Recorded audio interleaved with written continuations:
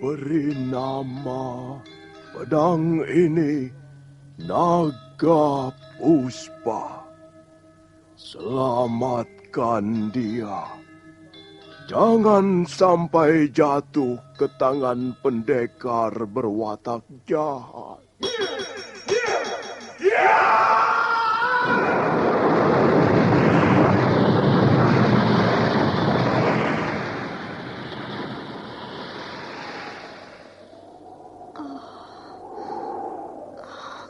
Kakang Kamandanu, kau masih juga tidak percaya bahwa aku mencintaimu. Mesin, maafkan aku, Mesin. Mesin.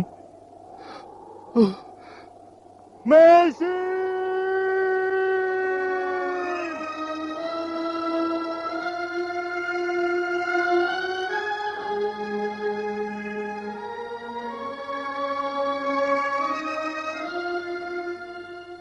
Tutur Tinular.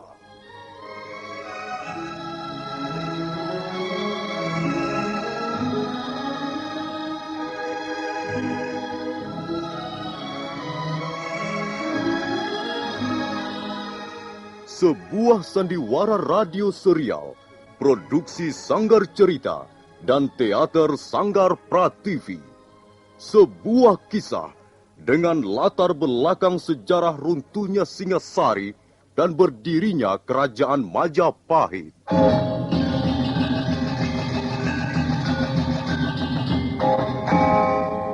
Sandiwara ini didukung oleh pemain-pemain radio yang sudah ternama. Ferry Fadli, Ivone Rose, dan Eli Ermawati.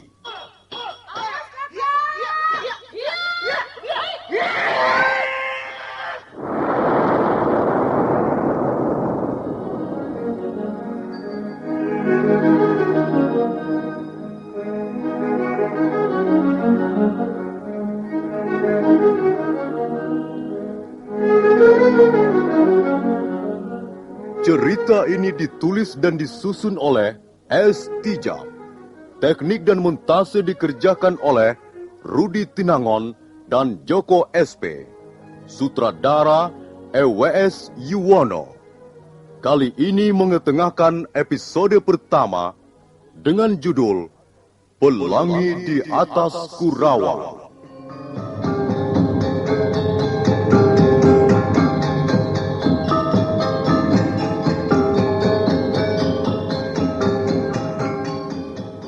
Dalam seri yang ketiga ini, didukung oleh para pemain. Iwan sebagai Pranaraja, Wawan GW sebagai Ganggadara, Beni sebagai Jarawaha, Asdi Suhastra sebagai Empu Ranubaya, Ferry Fadli sebagai Arya Kamandanu, Hari Aki sebagai Empu Hanggareksa, Eli Panca sebagai Nyi Rongkot, Wenda Lubis sebagai Wirot, dan Nusri pembawa cerita. Selamat menikmati.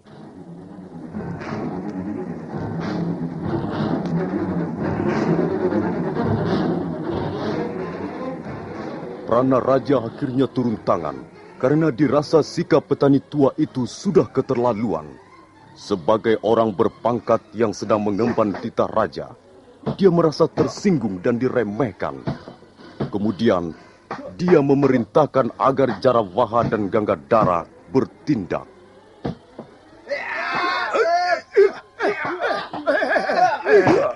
Ini ada apa ini? Kok main proyek begini?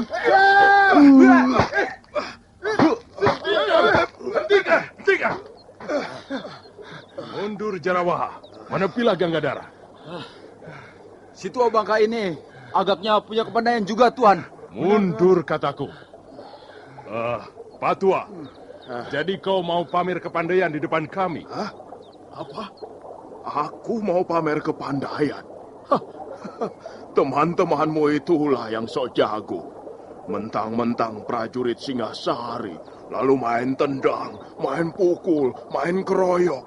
Ya, Tentu saja aku tidak mau diperlakukan seperti itu. Kalau kau masih berkeras tidak mau melayani kami dengan baik, Hah? aku yang akan turun tangan. Sekarang ternyata kau yang ingin pamer kepandaian di depanku. Pak Tua, Hmm. lihat. Aku membawa tanda pengenal dari istana. Kau tahu artinya? Hah? Tidak. Kurang ajar. Jawabanmu semakin memerahkan telinga. Aku sendiri yang akan menghajarmu, Pak Tua.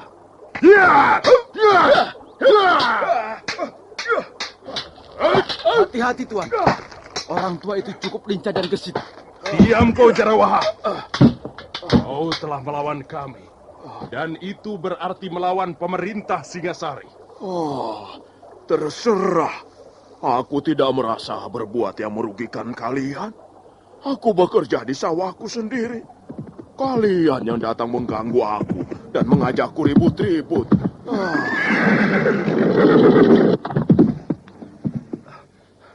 Ada apa, Paman Ranubaya? Mereka itu yang punya persoalan. Tanya saja pada mereka. Kalau tidak salah, tuan-tuan adalah prajurit Singasari. Iya, kami memang prajurit Singasari. Kami datang ke Kurawan ini untuk mengemban titah Prabu Kertanegara. Oh, begitu. Lalu mengapa sampai ribut dengan Paman Ranubaya? Orang tua itu tidak tahu sopan santun. Dia sama sekali tidak memandang kami sebagai utusan raja. Kalau aku menggunakan hak dan wewenangku sebagai panglima muda, maka dia bisa dihukum cambuk 100 kali. Sudahlah, Kamandanu. Antarkan mereka itu ke rumah orang tuamu. Oh, jadi tuan-tuan bermaksud mengunjungi rumah kami? Iya, kami mau menemui Empu Hanggareksa. Empu Hanggareksa adalah orang tua saya, Tuan. Kalau begitu, kebetulan sekali, Tuan. Kita ikut saja anak muda ini pulang ke rumahnya. Benar kau putra Empu Hanggareksa? Benar, Tuan. Mari, Tuan. Rumah saya tidak terlalu jauh dari sini. Tinggal 20 pa lagi. Saya pergi dulu, Paman Ranubaya. Hai, Pak Tua. Kalau kau tidak belajar sopan santun dan menghargai pejabat kerajaan, suatu ketika kau akan mendapat kesulitan besar. Mari, Tuan.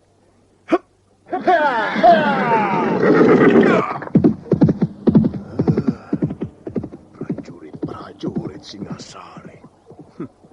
Apa yang mereka andalkan sebenarnya?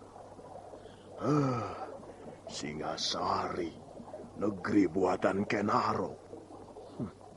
Aku melihat mendung tebal bergulung-gulung dari segala penjuru. Ya, aku melihat bencana besar akan menimpa dirimu, Singasari.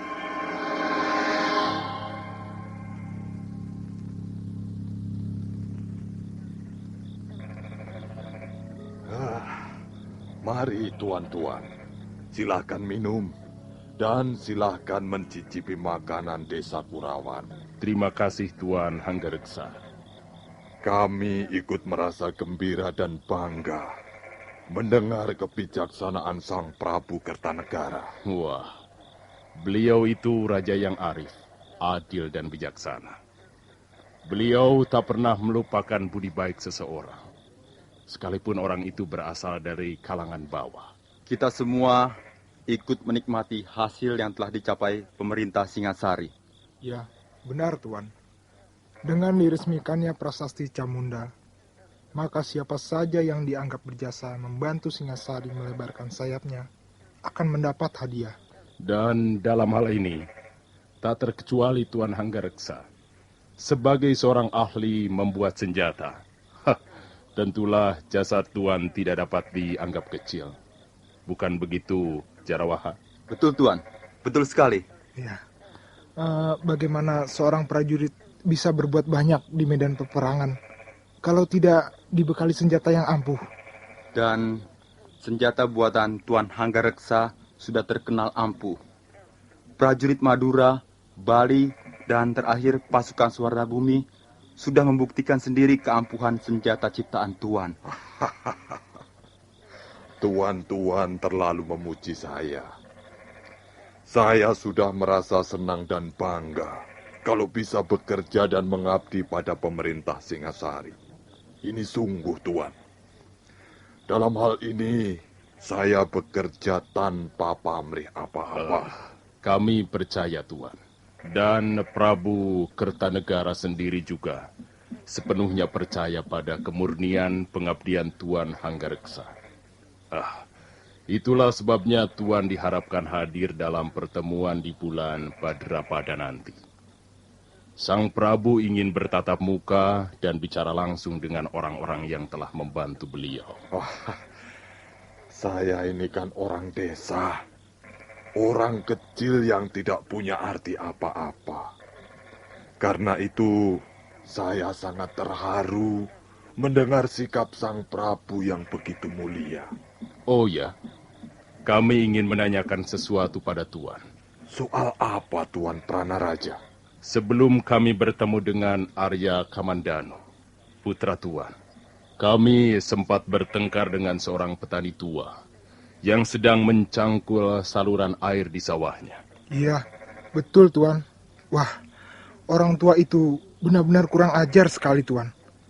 Dia sama sekali tidak takut pada kami, walaupun tahu bahwa kami membawa amanat seorang raja. Ya, di samping kurang ajar, dia juga telah berani menghina pemerintah Singasari. Ini yang saya kira tidak bisa diampuni. Ya, saya pikir otaknya tidak genap lagi. Apa benar begitu, Tuan? Jangan hiraukan dia, Tuan-Tuan. Jangan dimasukkan ke hati. Putra Tuan memanggilnya dengan sebutan paman. Apakah Tuan masih tersangkut hubungan kerabat dengan orang itu? Oh, tidak, Tuan. Sama sekali tidak. Dia bukan sanak keluarga saya. Kami dulu memang pernah bersahabat. Tapi sekarang kami tidak pernah bertemu lagi, walaupun masih satu desa. Mungkin benar seperti yang dikatakan Gangadhara. Dia agaknya kurang beres otaknya. Ya, mungkin saja, Tuan. Soalnya saya sudah lama sekali tidak pernah bertemu dengannya. Siapa nama orang itu, Tuan? Namanya Empu Ranubaya. Sudahlah, Tuan. Lupakanlah saja. Dia barangkali tidak bermaksud sungguh-sungguh. Saya jamin, dia tidak akan berani mengganggu Tuan-Tuan lagi. Baiklah. Maaf, Tuan Hanggareksa. Kami ingin istirahat. Silahkan, Tuan-Tuan, silahkan. Ruangan sudah disediakan untuk sekedar, merebahkan badan. Maaf, beginilah keadaan rumah kami. Serba sederhana. Ya, maklumlah rumah desa, Tuan. Ini sudah lebih dari nyaman, Tuan.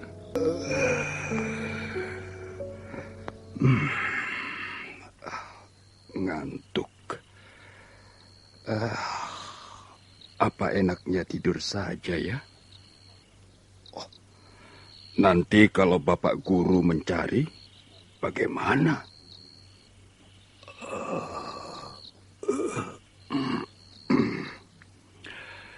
Ya, guruku memang orang aneh. Susah ditebak, sukar diketahui apa kemauannya. Tapi, beliau memang guru yang hebat. Dalam hal ini, dalam hal pembuatan senjata pusaka, di seluruh Singasari ini, bahkan mungkin di negeri-negeri lain, kukira belum ada yang mampu menandinginya.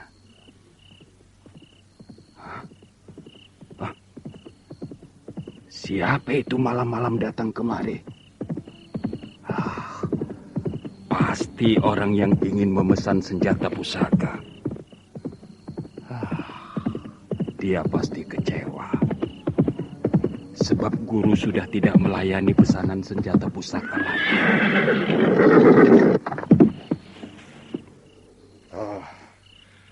Apakah aku bisa bertemu dengan Empu Ranubaya?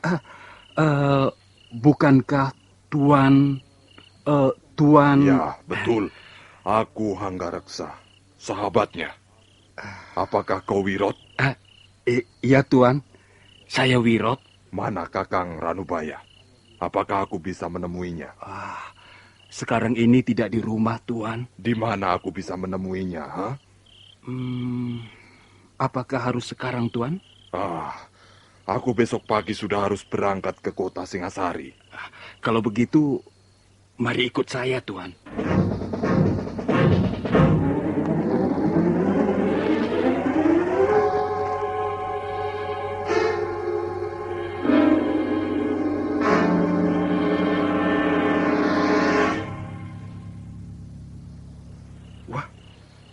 Tidak ada, Tuan.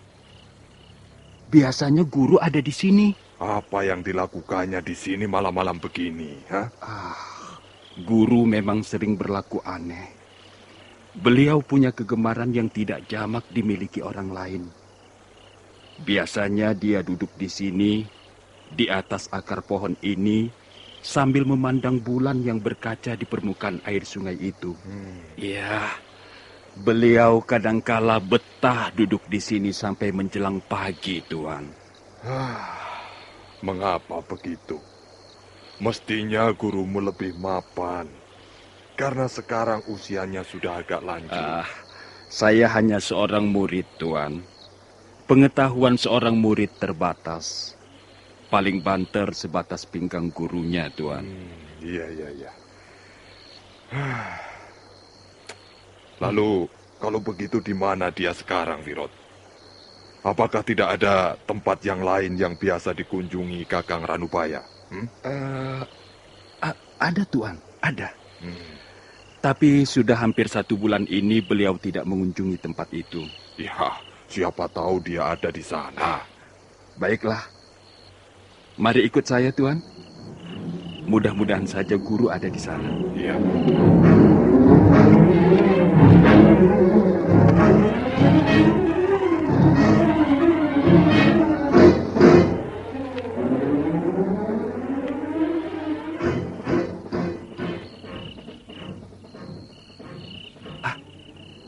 Sepertinya juga tidak ada, Tuan. Pintu gubuk sudah tertutup rapat. Gubuk jerami ini milik siapa, Wirot?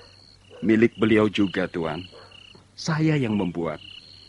Tempat ini biasa dipergunakan guru untuk menikmati mangkok tuaknya, Tuan. Oh, begitu. Rupanya Kakang Ranubaya sudah bergaul dengan api dalam cawan itu. Iya. Kadangkala beliau mabuk dan tertidur di atas tumpukan sabut kelapa. Kasihan Kakang Ranubaya. Mungkin akhir-akhir ini dia banyak mendapat kesulitan dalam hidup. Rasanya tidak, Tuan. Beliau biasa-biasa saja. Hidupnya sangat sederhana. Yang jelas beliau tidak pernah memusingkan persoalan-persoalan duniawi. Kalau tidak, mengapa dia minum tua? Soal itu, beliau pernah berkata pada saya, Tuan. Wirot, aku tahu api ini panas. Bisa membakar hangus tubuhku, juga jiwaku. Tapi aku tidak takut terbakar. Bukan karena aku putus asa. Di dalam cairan ini aku bisa menemukan Ranubaya yang sesungguhnya. Bukankah seluruh isi dunia ini mabuk? Dan bukankah mabuk itu ada banyak ragamnya? Mabuk kekuasaan, mabuk pangkat dan harta, mabuk wanita, mabuk kebiar dan gemerlapnya ketenaran. Nah, aku sengaja memilih mabuk tuak saja, karena tidak berbahaya. Paling-paling aku sendiri yang akan mengalami bencana, dan bukan orang lain. Lagi pula, mabuk tuak murah harganya. Hanya 10 beribil sudah bisa sampai ke tujuan. Kakang Ranubaya berkata begitu, Wirot? Betul, Tuan. Hal itu sudah lebih dari 10 kali pernah dikatakannya pada saya. pendapat seperti itu tidak benar. Aku tidak setuju. Tapi ini adalah hak setiap orang. Baiklah, sekarang kemana lagi kita harus mencarinya, Wirot? Kemana lagi ya? Wirot, Iya, masih ada tempat lain yang biasa dikunjunginya? ada Tuan, ada. Tapi apa lagi?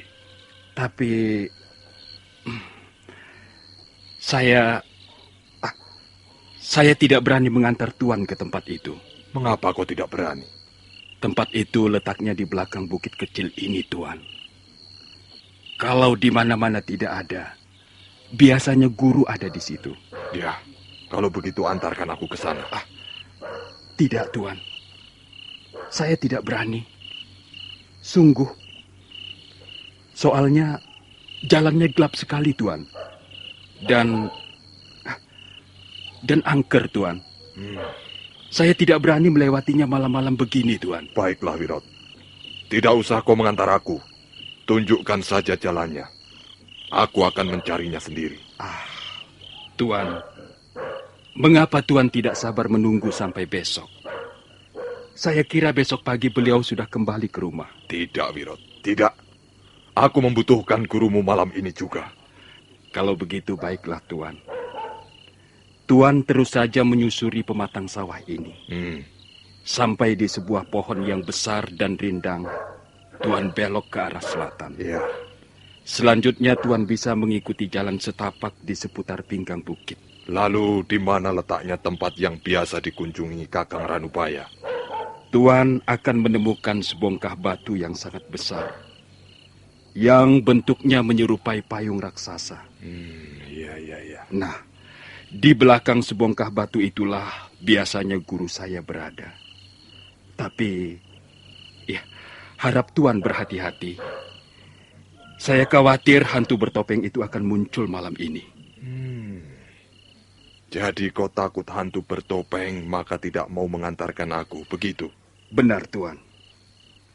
Hantu itu, menurut cerita guru saya, sangat kejam, Tuan. Apalagi bagi orang yang belum dikenalnya dan baru pertama kali melewati daerahnya. Ya, sudahlah. Kau boleh kembali, Wirot. Biar aku temui sendiri gurumu. Sekalian aku ingin berkenalan dengan hantu yang kau katakan itu.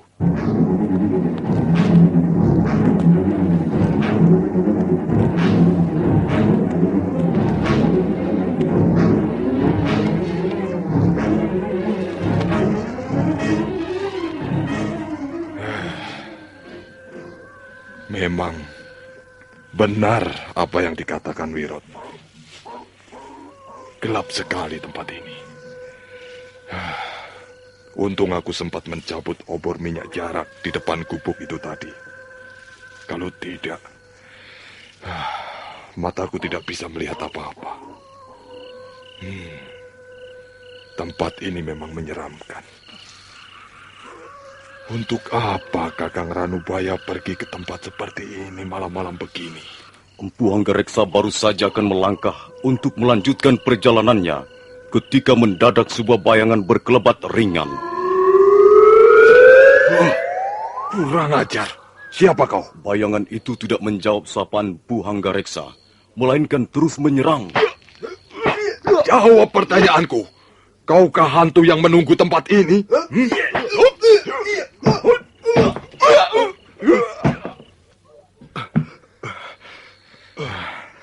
Nah, mau apa kau sekarang?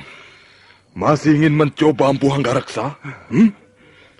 Kau ternyata hantu gadungan. Coba, aku ingin tahu wajah di balik topengmu ini. Empu Hanggareksa sambil menjepit lengan hantu bertopeng, menyingkapkan topeng di wajah hantu itu.